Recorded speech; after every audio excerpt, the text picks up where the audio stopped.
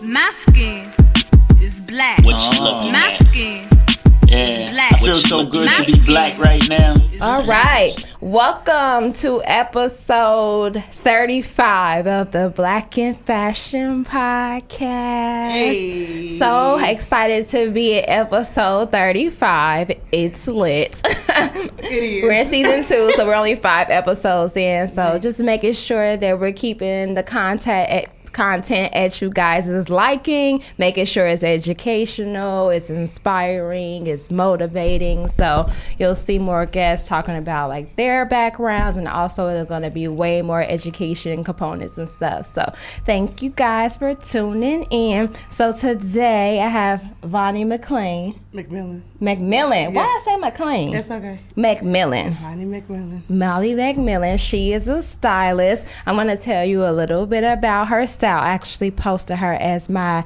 fashion professional of the week. I think that was last week? Yeah. Last week, I yeah. appreciate that. Yeah, I was just, I gotta, give up the black girl magic. Always the black girl magic. So I'm just gonna tell you a little bit about Vanne McMillan. It's a visual-based company that specializes in fashion design, custom art, and wardrobe styling. Yes. Creating works of art out of raw materials and translating them into wearable apparel, visual displays, editorial spreads, and advertising campaigns. Vanne is from Kansas City, Missouri. Woo, woo. Yes, Midwest in the Midwest, house.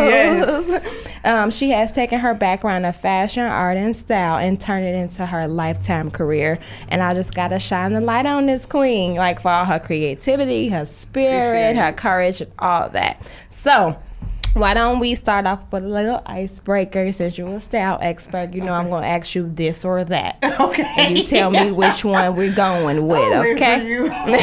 Let's start from the top. Okay. Berets or fedoras? Oh, no, that's tough. I know. Or brim? Oh, no, I'm about to say a fedora. Fedora, okay. A neck piece or a scarf? Like a neck piece, like jewelry? Yeah, A neck piece. a neck piece. Dusters or cardigans? Dusters. I always like the side boob or under boob on the dress. Side, Or top. Side boob. I'll Side do boob. a side boob. Okay, straight leg or flare? Flare. I like drama. Drama, yes. One shoulder or Bordeaux top? A Bordeaux top. See, I'm a one shoulder girl. I want. This is always out. No, but that compliments you well. I don't know. I like drama. Like if I'm gonna do it, I'ma just let's do go it. and do it. Okay, thigh high or ankle booty? Thigh high Okay. all day. Drama. All day. Drama all day. All the drama. Okay. All right. So that's a little warm up. Okay. So what I'm gonna jump in is have you tell the people on the podcast like a little bit about your background, like where you went to school, how you grew up, and how that translated you and got you into art. Like, was there a family member that inspired you, or something in particular you were drawn to younger, and why you took on this career path? Okay. Well, as she said, I'm originally from Kansas City, Missouri. I'm a long ways away from home. I moved about 8 years ago. I started fashion when I was 16. My mom and my grandmothers have always been very influential in my styling and just love for fashion in general. Both my grandmothers made stuff, like would make clothes, just really big fashionistas. Used to make all my stuff as a child.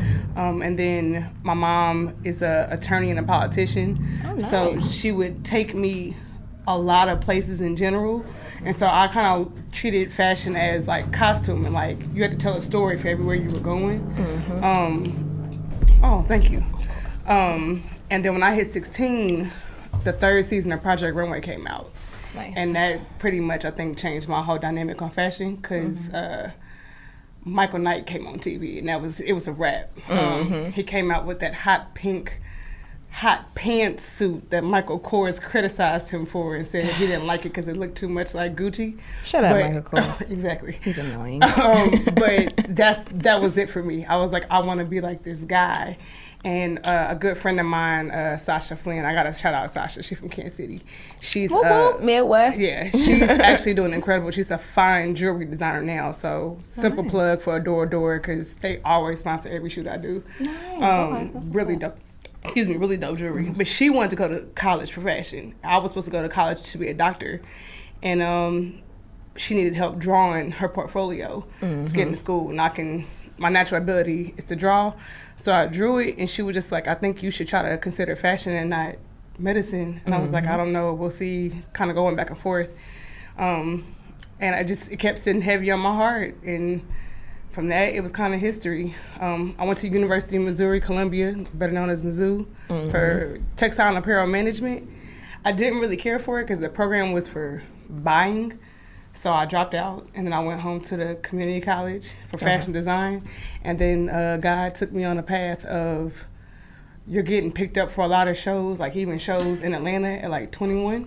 Nice. So either I had to finish school or take my wave. So I took my wave. So stay in school, get your education. It was crazy. That was my next question. I was going to ask you, first off, who was the first person you styled and how did it make you feel? And the second thing was, do you recommend school or just getting out there and making the connections? I definitely recommend school because even now, I'll be 32 in 2 weeks and I want to go back to school just so I can finish because there's still stuff I don't know, but the connections is definitely what has gotten me thus far. Okay. Especially in the last 8 years of my career. Definitely recommend you finishing your schooling just to have your paperwork. Okay. Like the business side of it? I even say the design side of it just because just to have like the principles. No, I don't think anybody can teach you style and nobody can teach you design. They can teach you like what you're teaching, like construction, the principles, the foundation for what you need to even get the basics. Gotcha. Then you hook up with people like you who, are doing great things and giving out tours and stuff to get the stuff that you need to get to the next level. Because I don't feel like they give that type of stuff out in school. Or they didn't when I was in school. Not when I was in school, neither. So then the second part is, who was the first person you styled? And it doesn't necessarily have to be a celebrity, just something that someone you like one of the first to three people that you was like, damn, this is my calling. My first mentor, her name is Tisa Reynolds. She had it was my first internship. She had a boutique that we would sew all the clothes that we made right there in the store. So you could come in the store and watch us sew. And at the time, I was working my very first retail job at Banana Republic. So I was taking what I was learning at that job and bringing it to her store because she's a small business and I'm working for a big corp. I worked at Banana Republic too in college. Oh, okay. Yeah. It was like my sophomore year of college. Oh, okay. So she was I was doing the visuals for her store as she would teach me how to sew. Okay. And so I would take her designs and put them on myself in a completely different way. Okay. And so when the clients would come in for custom pieces, she would always say, why don't you have Vanne style you? And at the time I was like, I don't want to be a stylist. I want to be a designer. I want to be a designer. I want to be a designer. And then we had a fashion show and I had to style the models and she was like, I really think you might want to get into some styling stuff. And I was just like, I don't know. I really want to do the design part, blah, blah, blah, blah. And so it just kind of happened organically. Like everything for me happened organically, even getting to the visuals, the design part. It wasn't something that ever had to really be forced. Gotcha. Okay, nice. What would you say was your biggest struggle when you first started out? Or was it very difficult to break into styling? Oh, yeah. Okay. What was your biggest struggle? Being black. Of course. Hands down, just being black. Being black in Missouri, trying to be a designer because I mean, like I said, I started off as a designer. And where I'm from, everywhere we have racism, but it was very clear that there was a black side and a white side to fashion in Kansas City at the time. Oh, yeah. So it was really hard trying to push to be a young black fashion designer and just even be seen. We had a really popular magazine at the time called Faction. I'm the first black designer they ever featured, and that was issue 10. Oh. So if that says anything. And then moving to Atlanta, I moved to Atlanta at 25. or I was 24 turning 25, and the struggle then, because I don't get me wrong, I love Atlanta for everything it is and it ain't, but it's so Black Hollywood. Nobody wanted to take my clothes unless you had a stylist. Okay. So I just started lying and saying I was the stylist, and here's the clothes. Okay, so in Atlanta, they don't want to just directly with a designer. It has to be a stylist as a middle person? At that time. This is Interesting. 2012, 2013, so I was like, well, shit, I'm the stylist. I mean, can I cuss you? I'm sorry. Yeah. This is a free-for-all. Okay. I'm like, I'm the stylist. Like, I got enough style. I can figure this out. Right. So I would submit my stuff through me coming with other clothes. Gotcha. That's smart. And Instead of like getting defeated. Right. But Makes it sense. ended up playing out. I stopped designing as much because I was picking up so many styling gigs. Okay. And I was just like, oh, okay, so there is a way to still work this thing without me actually making the clothes at the moment. Because I always knew I wanted to get to production. I never wanted to be at the machine. Yeah. But I'm like, okay, let's try this out and see how it works. And that's what led me to Michael. Gotcha. So. And Michael is like your mentor. Oh yeah, good old Michael Knight. You know, rest his soul. I met Michael when I was like 26.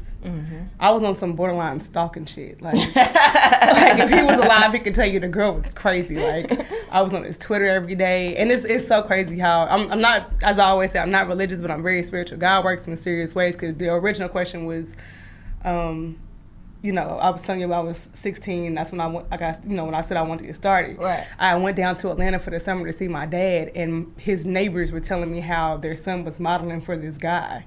And he was this incredible designer, blah, blah, blah, blah, blah. And come to find out it was Michael. And then Michael ended up being on Project Runway. And then I ended up getting with Michael at like 26. And I stayed under him literally till the day he died, October 17, 2017. That's what's up. Yep. That's what's up. So everything works on time. Yes, it does. Yeah. So, what do you find it easy to work with, women or men? Men. Why? Because one, well, it's another reason. Because I'm a woman. Probably that's probably the easiest reason. Because every man going shopping or every men get dressed for women. Women get dressed for women. So, you know, I mean, think about like when you going out, you like, I want to be the baddest bitch, but you want to be cute for the girls, but you're really looking for cute for the guys, but you want to get the compliments from the girls.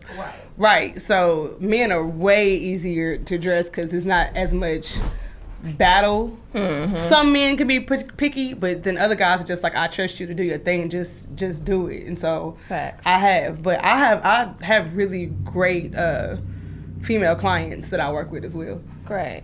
So, what would you say the trends are for? Shit is getting cold right now. No, it's cold. It's winter up here. Winter like the other day. So fall, winter, like right now, so that way we can tell these shoppers how to shop, and also like some of these designers which they should be looking for, because technically they should be designing right now for fall 20. Fall 20 and winter 20. So what do you say the trends are when it comes to colors, silhouettes, and fabrications? Animal prints are a really big deal right now. Okay. Especially, I see a lot of snakeskin stuff. I got some snakeskin boots. Yeah, snakeskin. And some heels. Snakeskin is out right now. Fabrications. What have I seen a lot lately? Because I'm looking more at men's styling every day since when I'm at work. Side note, I work at Saks and I style all the mannequins. I do the visual displays. We got a lot of brocade. Scoot in this camera a little bit too. Right here? Kind of, sort of. Yeah, okay. Right there. Yeah, Okay. We all three. Okay. Well, all four. Okay. I'm like, it's 4 cameras happening. We everywhere. We getting all angles. I see a lot of brocades. What else have I seen? I can't really tell you what's. Have you been seeing like a lot of like velvet, like maybe like I crushed feel velvet? like that's a winter staple though. Velvet, furs. You know what? I feel like it go in and out, because like I see it one year and then I won't see it again, because I saw some online stuff that I wanted to purchase, and I was just like, it's velvet.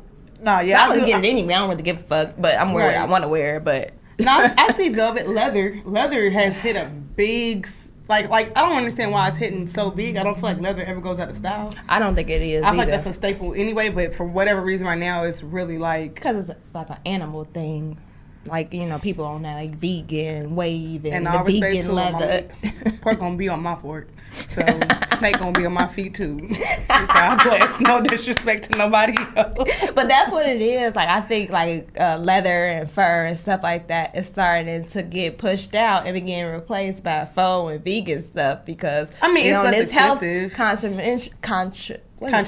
conscientious Yeah. way. I know I got leather shoes. I know I got 2 fur coats and a fur vest and leather everything, and I'm fine with that. But the part that kills me when everybody's also so much, on the vegan stuff, every pair of tennis shoes you got a piece of leather on it. Fact. And I tell people that all the time. Yeah. This girl, she was just like, I wore my fur coat to work one day, and she said something about it, and I was like, ain't your shoes leather? Right. Exactly. You know what I'm saying? Like, I'm like, if you got a pair of Nikes, it got leather on it. Mm-hmm. Like, but she had on some leather boots. Girl, bye. Miss me with that. Everybody's so damn sensitive now. I can't take it. Beyond sensitive. Do you find that it's hard to find and retain clients, and do you have an issue with, like, people's budgets? Yes and yes. Okay. I do find like it's hard to retain clients for me right now specifically because I started a family. Okay. So a lot of personal life has played into how I can move and groove with my clients. Gotcha. Far as budget though, but even before I started my family, that's always been an issue. Because people don't really understand that when you get to a stylist level, it is a luxury. It is not a necessity. Facts. And my job, you're booking me a minimum of 3 days. I'm not the hairstylist. I'm not the makeup artist. Shout out to all of them. Like, they do great work, but they show up to set and they leave. Right. I have to go pick up all your shit. I have to wait for you to wear it. I have to take it all back. If that's a photo shoot. And if I'm doing personal shopping, I still have to do the same thing. I have to pick all the shit up, let you choose what you want, and then take whatever else back. So, right.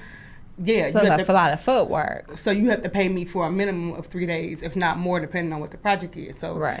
I do offer a service on my website, though, it's called Vanne on Call, which is a FaceTime styling session. Gotcha. Where you can talk to me for like 30 minutes or an hour, and we discuss what you're wearing based off of what you already have in your closet, and I can give you recommendations. Okay. And that's more budget conscientious, I feel, for just everybody. Because you talk, stylists ain't cheap. No, I know they ain't. Yeah. Oh, I know they ain't. Your face. Let's see. So, do you find it difficult to partner, like, with other stylists? I don't personally. Like, is it difficult to tell 2 different versions of a story? Like, of a vision? It can be. Mm-hmm.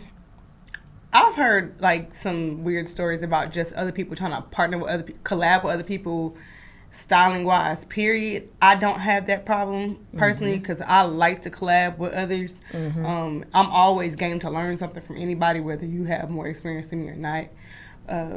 But it can be difficult, especially one person is so headstrong on whatever their vision is, and that's that. Like, I don't think anything that we're doing in this industry is a solo effort. It's so many layering parts. You have to learn how to be a team player. Facts. Okay. Do you feel that, like, as a Black stylist, you're, like, boxed into a certain type of category, i.e., like, urban? Or, do you feel like people come to you with, like, those more elevated things, or people are more coming to you for more, like, an urban aesthetic? I think people come to me for more elevated stuff, but I worked for that reputation. Gotcha. I think I worked reputation based off of the people I've worked with and the magazines or just the brands that I've worked with and just the people I've associated myself with to be aligned with, for you not to even try to put me kind of in that box. Mm-hmm. Now, I will say that my portfolio may not be as diverse of having different ethnicities. I do have majority Black in my portfolio, but how I style them is not so... I don't really do streetwear. Gotcha. So, I mean, I can, but when it comes down to it, you're paying me because you want to be elevated. You don't want to be in just the mainstream. Facts. Do you find it harder, like, difficult to take women that are used to, like, shopping and buying on their own, like, transition to having a stylist, like, new money? Yeah. Yeah, because you... and I think or new celebrity. Or, just like that. I think you can attest to this because everybody thinks that because it's a label, it's fashion. And that's not necessarily true. True. So a lot of people think, oh, well, I want to get Louboutin or I want to get Saint Laurent or whatever the hot thing is they seen on social media per se, and say, oh, that makes me look dope, and that's not necessarily true. You can literally go to a thrift store and still be bomb as fuck. Like, facts. You know what I'm saying? Like, it's about the style, and that's one thing I had to fight with in Atlanta. A lot of people in Atlanta are more label driven. They're not really. Most people like labels. They don't like fashion. They don't like fashion. You know what I'm saying? Like. And I get it. Everybody wants the labels, but at the end of the day, the labels shouldn't make you. It really should be what the style you're wearing should define who you are before you open your mouth. Gotcha. So. Where would you say, or not where would you, is there any advice you would give to like black designers? Because I know it's very difficult, and from what I heard, to pull from black designers because they either don't have pieces or they don't have a rack to pull from. Like, so what was your biggest piece of advice as far as like getting black designers what placement? You said, have shit ready? Just have some shit ready. Like, I literally, the shoot I just did, I styled, it was my first national ad campaign. Her name is Monica Stevens from On Those Hair, and she just launched her her curls collection line through Sally's Beauty. Okay. The biggest thing I've ever done for my career, because now, like, these pictures are going to be in, you know, for ads. She has to do, like, the Sally's Beauty, all the beauty conference, beauty cons, whatever. Like, these pictures are going everywhere. Billboards, the whole kit and caboodle. Mm-hmm. We talked about me only using black designers for her. We wanted to expose as many black women in particular as we could. Nobody had no fucking clothes. That's because I think that black designers are high-strung on custom stuff, so they don't focus enough on their collections. Or if they did, they wanted... I'm not saying don't get your recognition, don't get your credit or whatever, but things you're asking for, like, I'm not saying don't settle, but also be grateful for the opportunity. Because is anybody else approaching you with a brand as big as Sally Beauty Supplies? I don't care who you are, white, purple, or green. Every woman goes to Sally's Beauty Supply. Mm-hmm. So her face is going to be in here with your clothes or your jewelry or whatever on it. That's an opportunity for you to take add to your portfolio and boost even your price up. You know what I'm saying? for your clientele. And it was a lot of black designers I reached out to a gang of them. They either didn't have it or, well, what credit will we get? And da, da, da. I'm like, you're not looking at the picture for what it is. Like, my name's not going to go on her picture, but I know it's a whole box that comes with the kit. When you open the box, the picture's literally this big. Nice. Like, my friend that I just mentioned, 620 Style said, I have my stuff ready. Let's I gotta do put it. you on to her. She's dope. She's one of my clients too. Oh, okay. Yeah. I think and especially since you like that flare lens, she got like 4 different type of pants. They got a flare with flare, a flare with flare, a flare, yes. Come on, a flare with flare. Yeah. Like, she got some nice stuff, and I think, yeah, now let's link. Like, that's gonna be a good connection. even friends that I've had growing up, I'll hit them up, and I'm like, you know, I think the whole thing about working with a stylist in particular, if you can partner with one, just be ready, because we never know what kind of calls we're gonna get. It might be yo, Vanne, I got something for you like tomorrow, with such and such. Can you, like, yeah, okay, and I'm going through my call list. And which leads me to end up going to either having to buy stuff or pull from a non-black person, a white person, yeah. or anybody else, which is non-black. And I prefer to work with black females in particular. Right. So, well, we're gonna get that together. We're gonna make some new connections. As a stylist, what would you say are like 3 essential things that every woman needs in her closet for this winter? I feel like not even just for this winter, period. You Okay. always need a white button up, because you can dress it up or dressing down with anything. They love your neon. Oh, thank you. Now, this is my personal staple. Neon is always going to be in my closet. That's just my personality. I would definitely say a white button up, a really nice black dress. Just to have all the time, and a really good t-shirt. I just feel like those are at least 3 top halves, and then a really good pair of black skinny jeans, a really good pair of blue jeans, and a really nice, I don't want to say legging, but something in that. These are just like 6 staples that you can mix and match. And now, I was gonna ask you, with those 6 staples, do you recommend that that a Black designer have like a basics collection, because I feel like sometimes we over design, and I'm like that too as a Black designer, that sometimes we need to not scale back. Let's definitely have those pieces, but have like staples in your collection that you always have, whether it be a t-shirt, a button down, and then every year you can update it, whether you update the fabrication, change the yoke, change the collar, change the darts, but have like some of those staple pieces in your collection that are like go-tos and easy buys. Since I met you, thank God for you, because it got me back to like drawing and sketching and stuff. And so I know we went back, like I've been saying, like I'm coming to you, so we could start getting like my patterns made, because like one of my staples, I think I told you about, was like I need a bomber jacket and a motorcycle jacket in my collection. And that's something I know I can change every season, change the color, add or subtract something, because I just feel like that's something anybody, any size, anywhere, no matter where you're going, can always wear. Facts. Yeah, and I think that we lack that.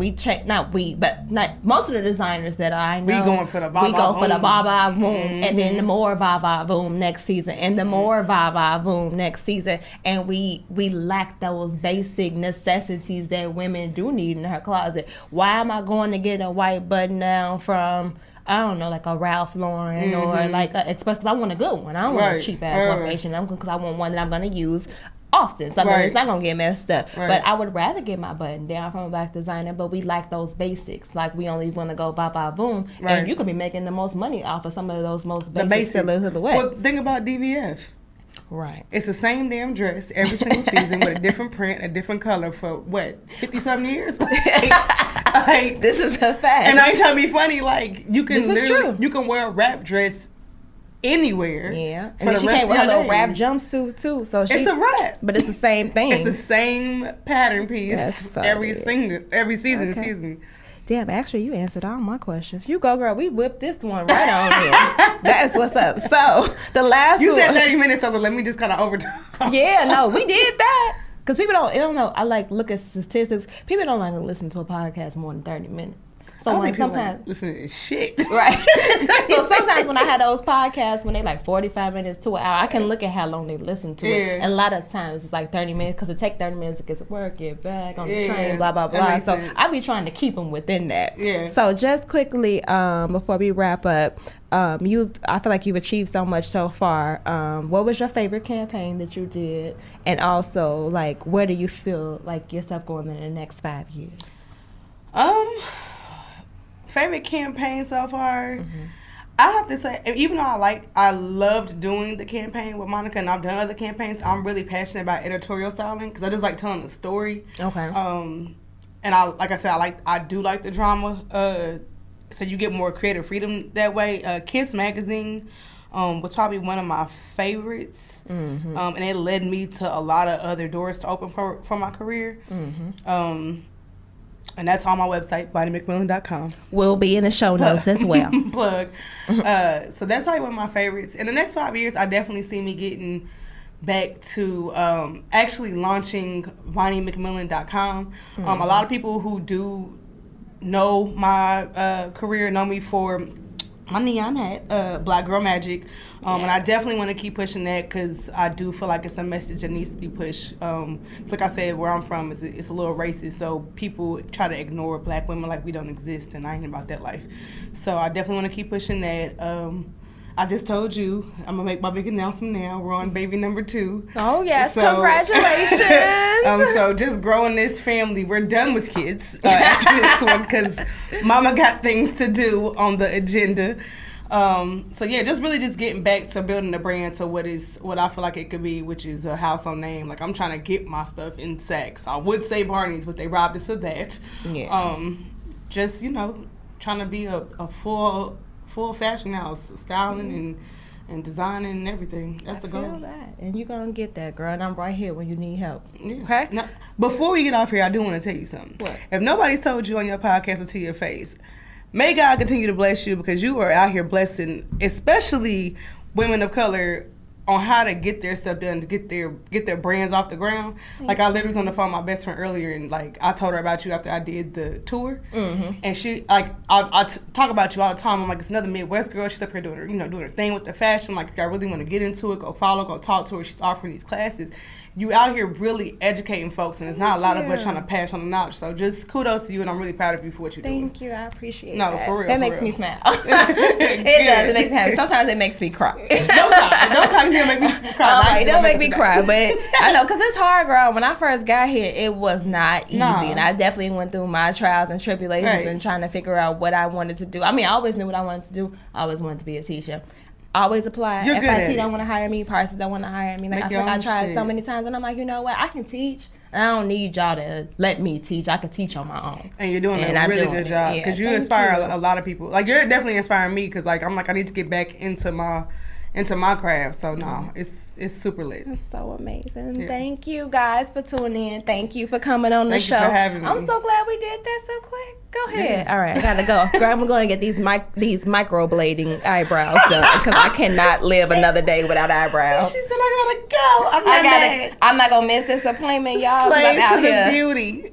I've been out here like this You for know 30 that? years. Look at me, for 30 Oh, years. my Lord. Oh my I've never had them in all my life. I had to fight for some eyebrows, so I'm going to get them. And I'm excited. All right, thanks guys for tuning in. This episode will be available on Wednesday. YouTube, Spotify, Google Play, Anchors, iHeartRadio, Apple damn. We out Podcasts, here. everything. So you ain't got no Get reason not to be into it. tuning in, and the live will be on the page. So Yes. thanks you guys, and as I always say, stay black. Peace out. Yes. Bye.